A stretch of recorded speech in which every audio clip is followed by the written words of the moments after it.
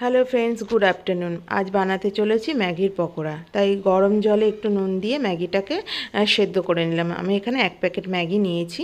তোমরা বাড়িতে যতজন আছে সেই হিসেবে ম্যাগির প্যাকেট নিও। তারপরে দেখো একটু কর্নফ্লাওয়ার দিলাম, তারপরে একটু চালের গুঁড়ো দিলাম, তারপরে নুন দিলাম, তারপরে হচ্ছে একটু কাঁচা লঙ্কা কুচিয়ে দিলাম, আর হচ্ছে একটু আদা রসুন পেঁয়াজ আমি বেটে রাখি, সেটাকে অল্প করে অ্যাড করলাম। তোমরা চাইলে এখানে পেঁয়াজ কুচিয়েও দিতে পারো।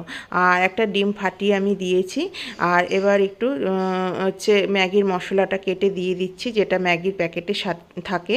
এবার একটু চাট মশলা আর একটু গোলমরিচের গুঁড়ো আমি দিয়ে এবার নুন, আগে একটু নুনও দিয়ে নিয়েছি। এবার দেখো ভালো করে আমি সেটাকে মাখিয়ে নিচ্ছি। ভালো করে তোমরা একটু মাখিয়ে নিও। আর এতে না কোনো জল কিন্তু অ্যাড করবে না, তাহলে ভালো লাগবে না। দেখবে এমনিতেই হয়ে যাবে, কিন্তু যত ড্রাই আর শুকনো হবে তত জিনিসটা ভালো লাগবে খেতে। তোমরা